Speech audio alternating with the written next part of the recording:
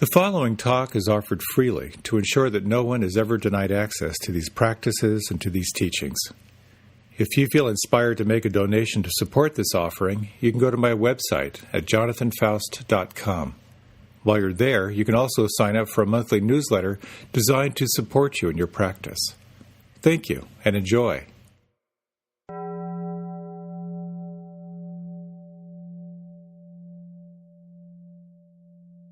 When I was living in Niamey, Niger, in French West Africa, one day a couple of my Peace Corps buddies showed up with this little Swami carrying a briefcase at my door. And he was from the Ananda Marga Yoga Society, and he was traveling all around Africa teaching people about meditation. And he went to the Peace Corps hostel to ask if he could stay there, and he couldn't because it was only for volunteers, but someone said, "Hey, Foust meditates." So they brought him over to my place, and he hung out with me for about a week, and we talked about meditation, and he was a very sweet guy, just traveling around wearing his little dhoti, just his little, just wrapped up in kind of cotton, and a briefcase. That was it. That was his life. So we were talking about meditation, and he said, "What do you use as an anchor? Like, what is your anchor?" And I said, "Well, I use the breath." And he said, "Where do you focus on the breath?" And I said, "On my nostrils." And he leaned forward. He said, "Very bad, very bad." And he went on to explain how you really need to focus your breath at the belly. That's the practice. There's so much instruction in meditation and yoga, and so many different traditions that are quite ready to tell you that their technique is the best. It can be really quite confusing. So I wanted to talk a little bit tonight about technique. And what is it about insight meditation or mindfulness meditation that is unique? But I wanted to preface it with this story that I think really kind of sums it all up when you're exploring different techniques and finding out the techniques that work for you. This is a short little piece from Leo Tolstoy, and you may have heard of this.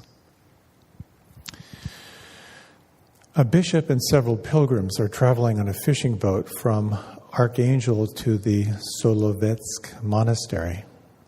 During the voyage, the bishop overhears a discussion about a remote island nearby their course where 3 old hermits live a Spartan existence focused on seeking salvation for their souls.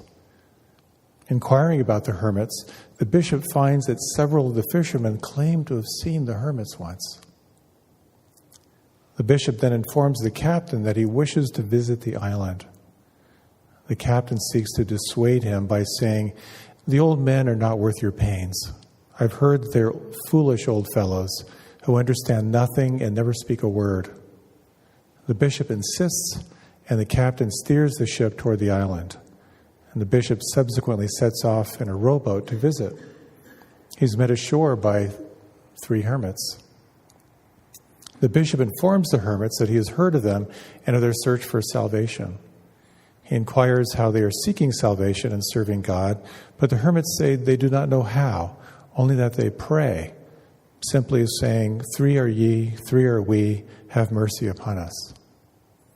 Subsequently, the bishop acknowledges that they have little knowledge and are ignorant of the true meanings of the doctrine and how to pray properly. He tells them that he will teach them not a way of my own, but the way in which God in the Holy Scriptures has commanded all men to pray to him, and proceeds to explain the doctrines of the Incarnation and the Trinity. He attempts to teach them the Lord's Prayer, the Our Father, but these simple hermits blunder and cannot remember the words. This compels the bishop to repeat the lesson late into the night. After he is satisfied that they have memorized the prayer, the bishop departs the island, leaving the hermits with a firm instruction to pray only as he has taught them.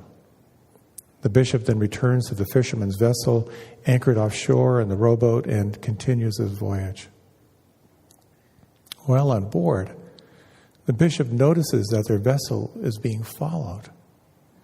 At first he thinks a boat is behind them, but he soon realizes that the three hermits are running across the water as though it were dry land.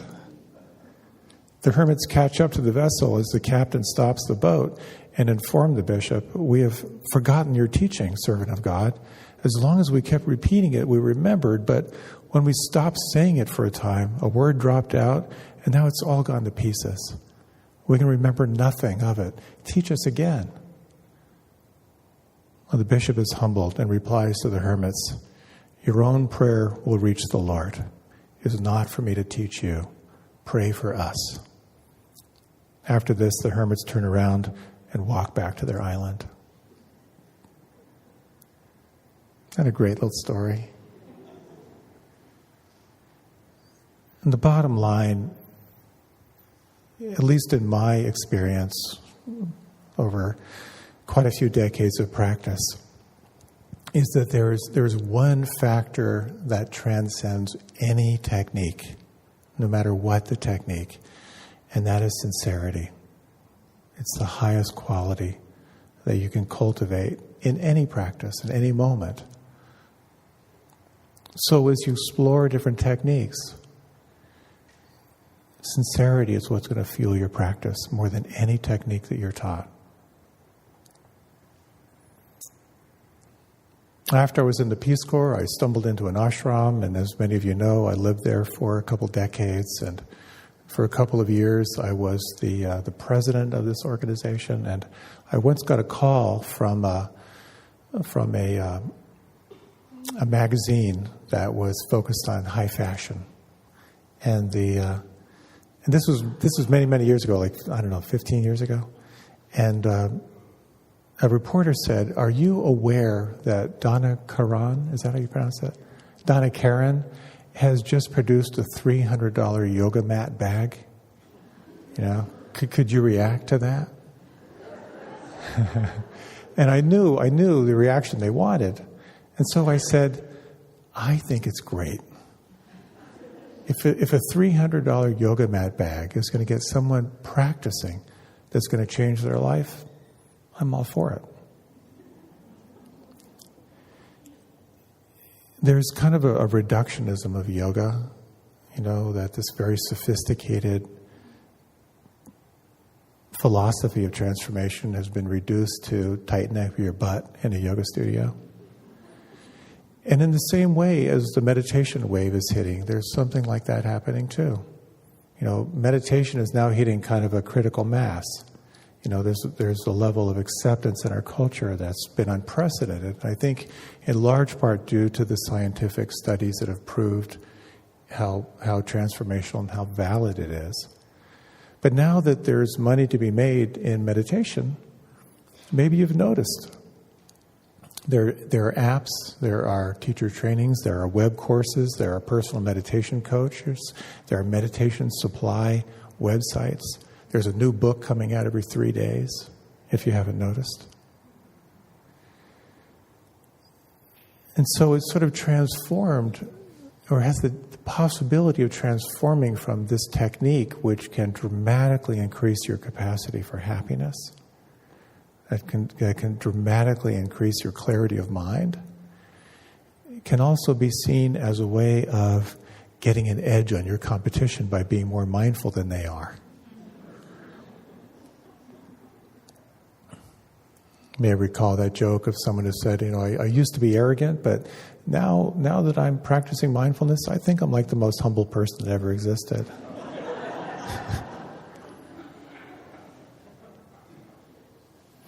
I have ranted about the word mindfulness before.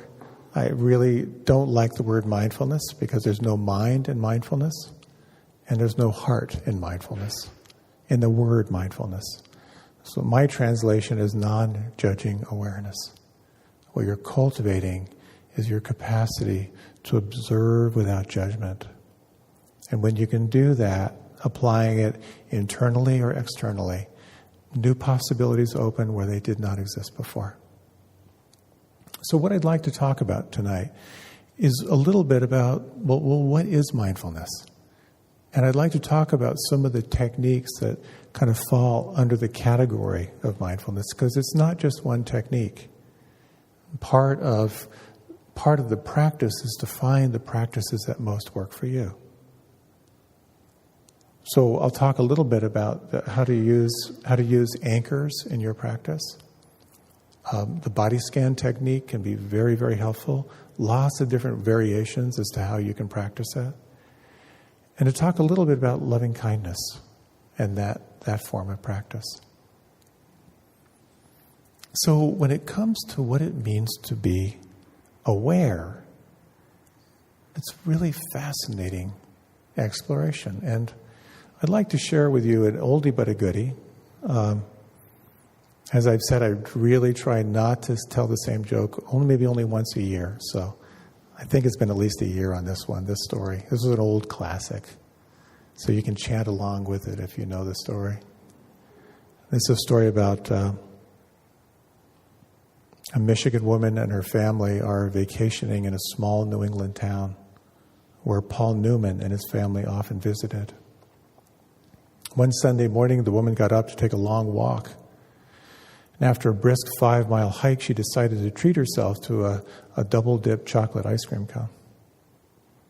She hopped in the car, drove to the center of the village, went straight to the combination bakery ice cream parlor, and there was only one other patron in the store, Paul Newman, sitting at the counter having a donut and coffee. So the woman's heart skipped a beat as her eyes made contact with those famous baby blue eyes. The actor nodded graciously, and the starstruck woman smiled demurely. And she chided herself, "Pull yourself together. You're a happily married woman with 3 children. You're 45 years old. You're not a teenager." So the clerk filled her order, and she took the double-dip chocolate ice cream cone in one hand and her change in the other, and she went out the door, avoiding even a glance in Paul Newman's direction. When she reached her car, she realized that she had a handful of change, but her other hand was empty. "Where's my ice cream cone? Did I leave it in the store?" Back into the shop she went, expecting to see the cone still in the clerk's hand or in a holder on the counter or something, but no ice cream cone was in sight. With that, she happened to look over at Paul Newman. His face broke into his familiar, warm, friendly grin, and he said to the woman, "You put it in your purse."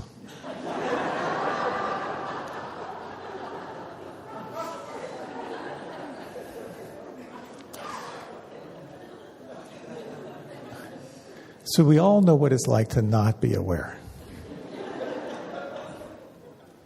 And we miss things all the time. We miss the joke, we miss the point. And the practice is all about being aware. So there are many, many different techniques. The first meditation technique I learned when I was 15 was transcendental meditation or mantra meditation. Practiced that quite religiously for many, many years.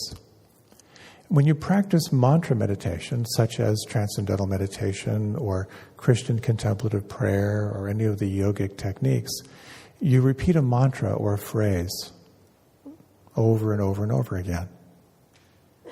When the mind wanders, just like we would come back to the breath, you come back to your mantra or the phrase. And as you repeat that phrase again and again and again, it can lead to a sense of inner calm and to a sense of inner stillness. When you practice metta or loving kindness meditation, you're using phrases and an intention to wish yourself and wish others well. When the mind wanders, you bring it back to the phrases and to that intention. And over time, it can generate feelings of love or gratitude or well-being. It can be very calming and stilling. When you're doing visualization meditations, again, you're focusing the mind on an object or on a visualization. When it comes back, you focus on that, and over time, it can shift your internal state. Mindfulness meditation is a little bit different. It's not so much about making your mind a certain way as it is doing two things. The first is being aware of what's already here. And the second is minimizing reactivity to what's here. As I often say, to be aware of what's happening as it's happening, and then to be aware of your relationship to what's happening. So if you were practicing sound meditation, during our earlier set, you may have noticed the sound of the siren at the beginning of the meditation. And for some of us, maybe you weren't aware of the siren, but if you were, first there was the sound, and then there was your reaction to it. For some of us, the reaction may have been utterly negative and judgmental, like, oh, I can't believe the timing of that when I'm trying to calm, this ridiculous siren comes in. For someone else, it may have been a real positive association. I'm so grateful there are people out there who are serving and trying to take care of people when we're in need. It's a very different distinction between trying to make your experience happen in a certain way or to manipulate your experience for a particular effect. Not that that's a bad thing. And the difference to simply being aware of your experience right now and how you're holding it, how you're relating to it. As the phrase goes, it's not so much what's happening in your life as it is how you're relating to it. In this approach, you may find you develop a greater sense of freedom and steadiness, no matter what arises.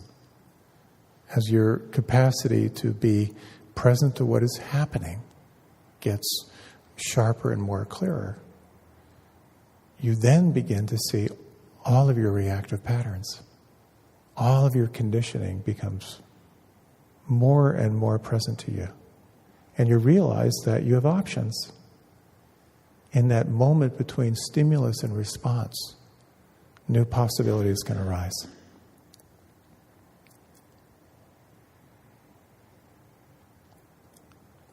So many, many studies have been done on the practices of meditation. And we now know that different techniques light up different parts of the brain. There are all kinds of phenomena that occur when you practice. But I thought I'd just share some of the benefits of meditation. A lot of these have been corroborated. That with regular practice, it lowers the stress. It restores emotional balance. It increases resilience. It reduces anxiety. It slows aging. Reduces physical pain, reduces depression. It strengthens adolescent mental health. It improves sleep quality. It reduces fatigue. It improves concentration. Your teeth naturally whiten. Okay, I made up the last one, but all the other ones are true. And as I like to say, if meditation was a drug, it would be considered the miracle drug of this era. And when you look at the research and you look at the science, it's really quite staggering. However, it wouldn't be fair to say that meditation is suitable for everyone, because there are contraindications to the practice. Certain forms of mental illness may not be benefited from meditation. Or you may need particular help in applying the practice. If you struggle with detachment, a meditation practice may not be so helpful. It can have a tendency to kind of underscore that sense of detachment. Those who have a tendency towards psychosis may find it to be destabilizing. People with PTSD should practice with caution. The analogy which we use a lot in this field is the big circle with a line through the circle. Above the line is what you're aware of. Below the line is what you're not aware of. When you relax and you pay attention, the line moves. You start to feel things, you start to notice things that you maybe didn't notice before, and sometimes there can be past traumas that are below the line that in the practice of meditation you might need some help, you might need some guidance in that form of practice. I used to teach meditation at the World Bank, for a couple of years, and I was giving an intro lecture in this big amphitheater, and I asked folks, I said, when you close your eyes and think of the word meditation, what comes to mind? Someone raised their hand, they said, peace. Someone else said, tranquility. A third person said, no thoughts. And someone in the back with a little smirk on their face said, pain, humiliation, and obsessive thinking. And I said, oh, you meditate. So there are many different forms and many different styles of meditation. I learned mantra meditation when I was 15, transcendental meditation, and I practiced that technique for many, many years, and for many, many years I had no idea there were any other forms of meditation. I thought that's what meditation is. And only later did I realize that the practice of meditation manifests itself in different cultures in different ways. So all different cultures have their own particular expression. If you go down into Southeast Asia, down to Sri Lanka, where the cultures were more isolated, you'll find the more orthodox practices as the Buddha taught. If you go into Tibet, you'll see how the practice kind of fused with the animistic culture. Now you have kind of the wrathful deities and the colors and the horns and the whole thing. They're all part of that culture. I went into China, it fused with that culture. Went to Japan, it took on the flavor of Zen. Went to Korea, it took on that flavor of kind of the fierce Kensho inquiry practice. And in the West now, there's this huge surge of what we kind of call evidence-based practice. All based on science. That's one form of expression in this particular culture. So, one of the more important elements in this practice is using an anchor or using something as a focal point in the body. I think I shared with you someone, they went to their first retreat, was with an Asian teacher. And the teacher kept saying, come back to your anchor, come back to your anchor. And what he heard was, come back to your anger. And so for the first 3 days, it's like, okay, I guess I'm kind of annoyed with my mother, so let me reflect on that. And so in case there's any confusion, it's your anchor, not your anger. Pema Chodron tells the story of how when she first started to meditate, if you're not familiar with Pema Chodron, he's a wonderful, wonderful teacher who's had a long practice, written many books, and really, really wonderful. But she says how when she first got instruction in meditation, her teacher kind of sat her down and said, okay, so what I'd like you to do is to bring your attention to your breathing, just to be aware of your breathing, and when your mind wanders, bring it back to your breathing. So the first set for 45 minutes, the bell rang, and she realized not once did she ever think of her breath. But she practiced through the morning, and she thought, okay, I'm getting the hang of it. So she went back to her teacher after lunch. She said, okay, I think I'm ready for the next level of instruction. And the teacher smiled and said, okay, bring your attention to your breath. And when your mind wanders, bring it back to the breath. That's the next level of instruction. And it's quite interesting. If you ever come to one of our retreats, which is 7 days of silence and intensive practice, the retreat is always the same retreat. It's always the same schedule with the same instructions. And what you find is every time you come to a retreat, the instructions are the same and you're different. So there's a simplicity to the practice that can easily be overlooked. And that's where coming back to sincerity is the key. Something as simple as being aware of your breathing as you breathe. It's so simple. And yet it is a profound doorway. I'll talk a little more about why. So just as my friend, the Swami from West Africa, told me, focus on the breath of the nostrils, very, very bad. Focus on the belly.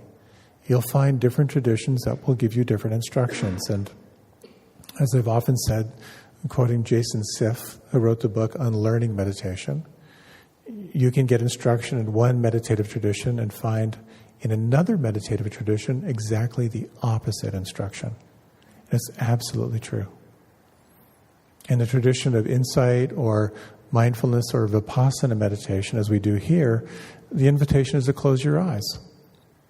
Well, if you meditate in the Tibetan tradition, the instruction is don't close your eyes. Keep your eyes open. How can that be? How do we sort that out? Some traditions say meditate with your palms facing up as a gesture of receptivity. Others, no, palms facing down is a gesture of being grounded. Others say, no, you need to create a mudra, demonstrating the alpha omega.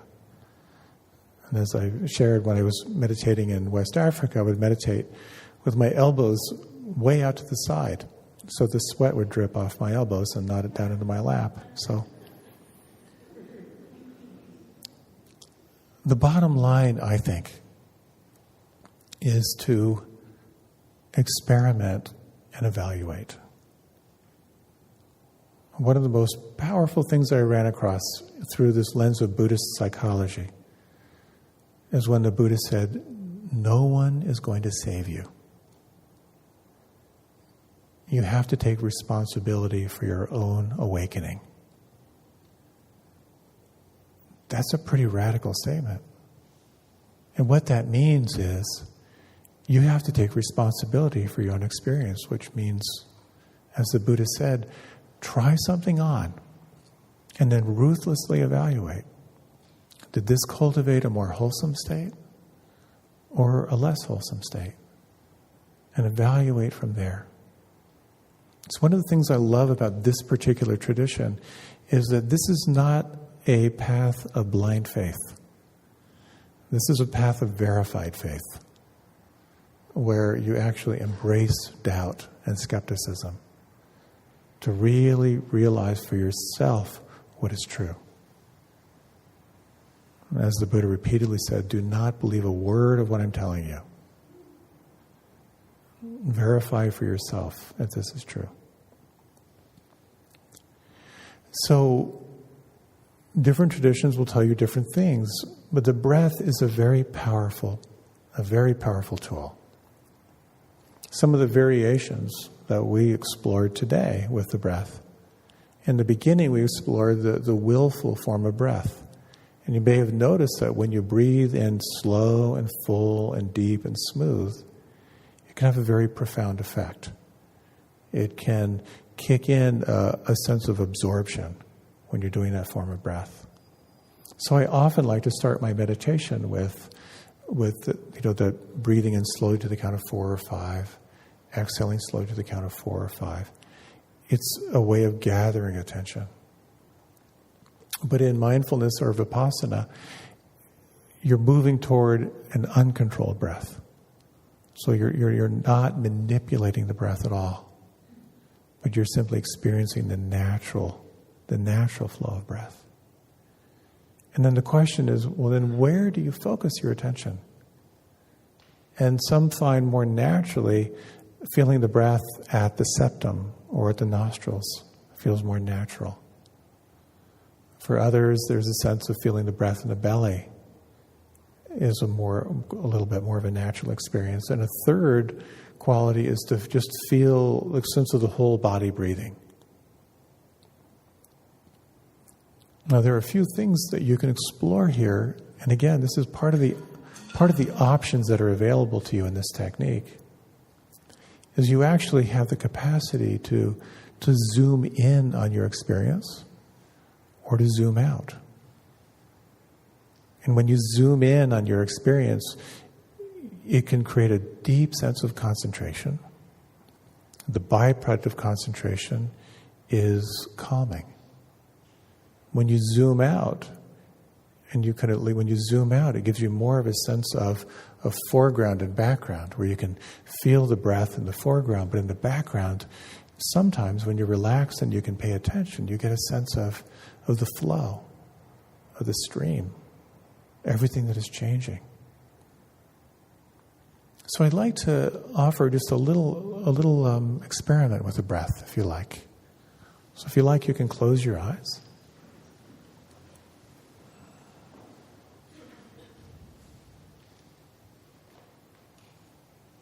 And as you close your eyes, notice where you feel the breath the most predominant right now. Is there one place where you feel it stronger than any other place?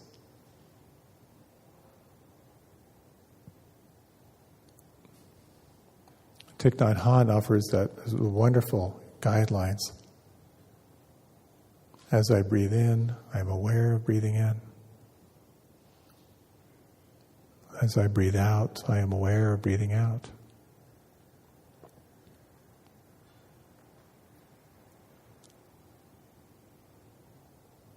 And you might just take a moment here to draw your attention to the sense of the breath in the belly. One of the things I find in contemplation of breathing, in Pali it's known as anapanasati, the breath-based meditation. You'll notice the more you relax the belly, the more you'll be able to feel. Could you soften the belly? Could you let the belly be undefended? And as you do so, are there any new sensations that you can discover here?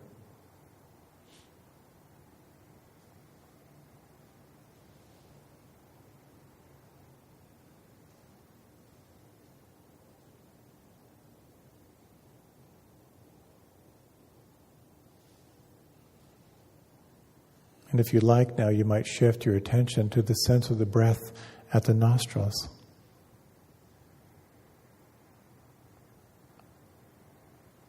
You may feel a little stronger at the septum, or is it possible to bring your attention to the very rim of the nostrils? Very subtle sensation here.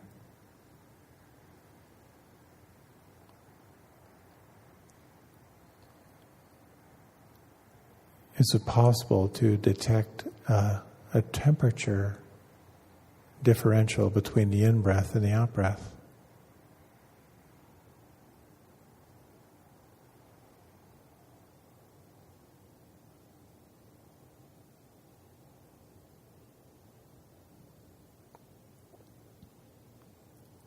And for the next few rounds of breath, you might sense it's possible to even feel the breath under the little patch of skin under each nostril. Can you actually feel the breath moving outside your body?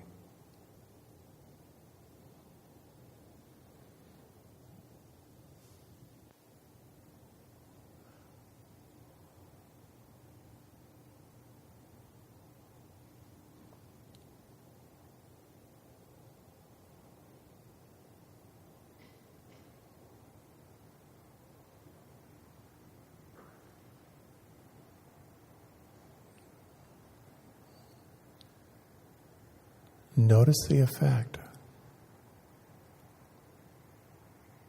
Can you feel the imprint of this most delicate form of concentration? And what happens if you add relaxation? Could you again feel the brow, the forehead smooth? Let the tongue fill the lower jaw.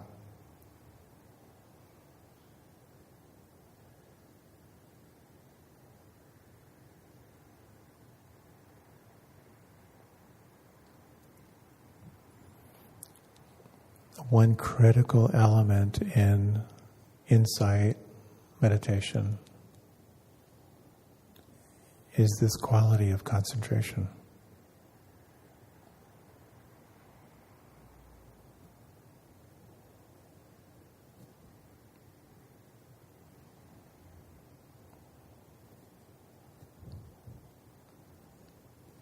And is it possible now to feel the breath in the foreground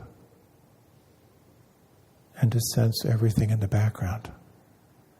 Can you sense the sounds rising and falling?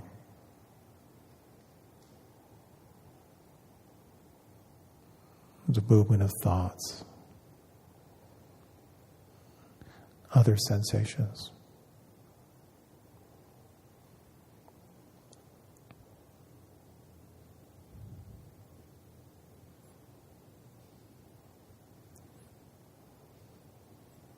Concentration helps you to arrive in the here and now. And when you've arrived, it opens up a quality of mindfulness or non-judging awareness. To be aware of what is changing and your relationship to it.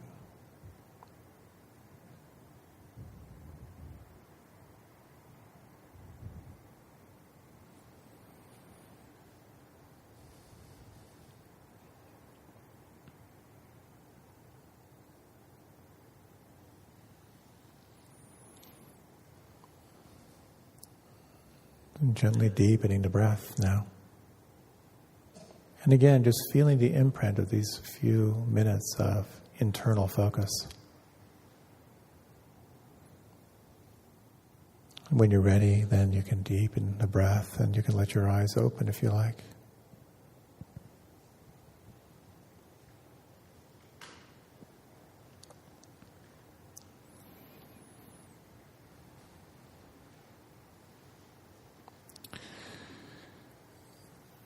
It's important to remember that in this practice, it's not just one technique.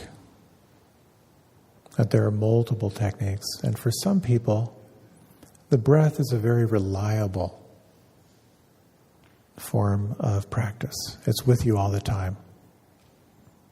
If you're not breathing, the last thing you need to worry about is meditation. And for some people, though, the breath is not very helpful. Some people find the breath actually to be a little bit agitating. They notice if I focus on the breath, I start feeling short of breath. Or maybe you may have noticed that maybe you got so relaxed that you couldn't even feel the breath because it was so subtle. And that's another byproduct of practice, is that your body will get so still that the breath is so subtle you can barely find it. So another anchor, which is equally valid, is to use the sounds as part of your practice. Another anchor as well, which we won't have time for, is to use the body scan, which I'll talk about in another talk, which is one of my favorite techniques. And yet another is loving kindness. So with our remaining minutes, what I'd like to do is to offer just a little reflection on sound, and then just a few words on the loving kindness practice, which again for some is the practice that really resonates for them. So if you like, again, you can close your eyes.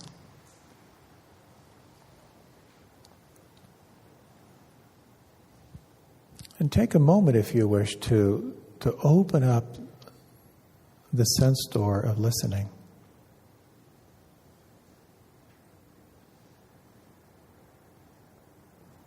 Notice the sounds are at the furthest edge of your awareness and the sounds that are the closest to you.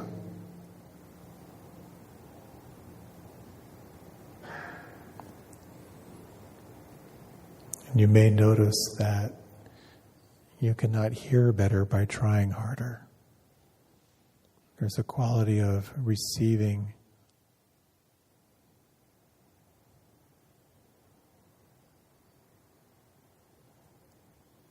And as you open to sound,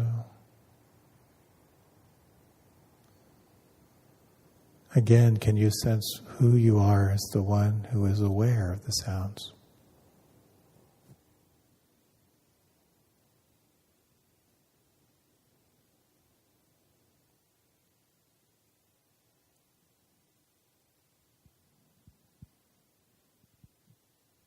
And we'll close our evening with a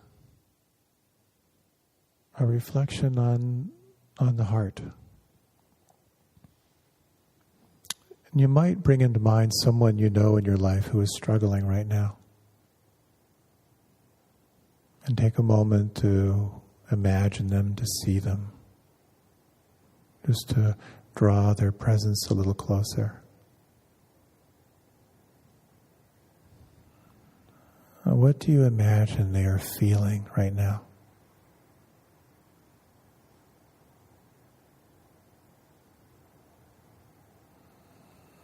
What do you imagine this person is needing or wanting?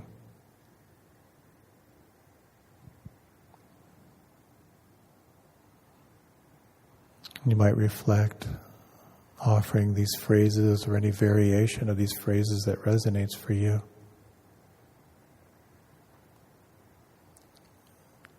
May you feel happy.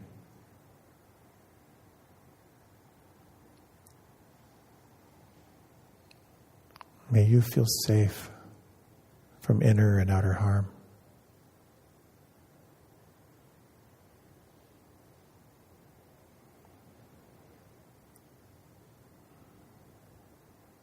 May you feel peace.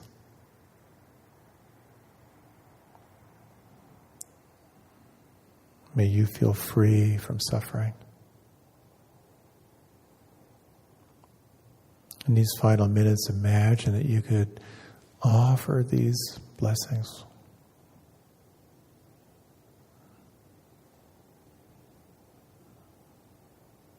You might bring into mind others that come into mind and just freely offer your well-wishing. And as you offer it out, is it possible to offer it to yourself, to each cell of the body?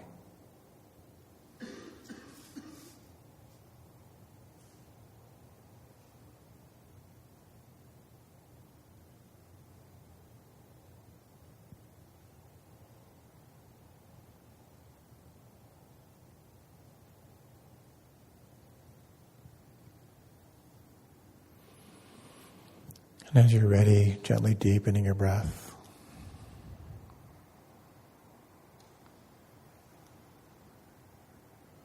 And when you're ready, you can let your eyes open.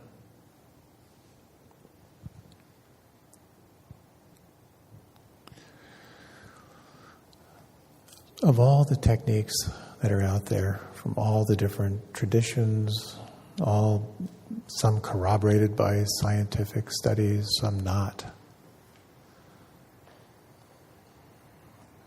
I like to think of those three monks running across the water and remembering that no matter what technique, that the true quality to cultivate is that sense of sincerity, the desire to be awake,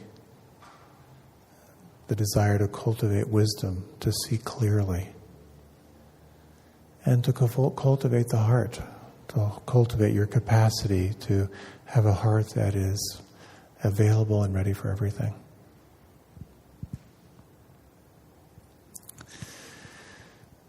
So in the future, we'll talk a little more about some of the other techniques. The body scan technique is really quite a wonderful technique. There's a beautiful technique of noticing the quality of thoughts, the techniques that have to do with opening and cultivating the heart. There's so many juicy elements to this practice, so many variations. But thank you for coming out tonight. A few quick announcements. There is a mindful discussion group, which is an awesome event. It's happening in the boardroom down that way. Your support for IMCW and the church and myself, deeply and vastly appreciated.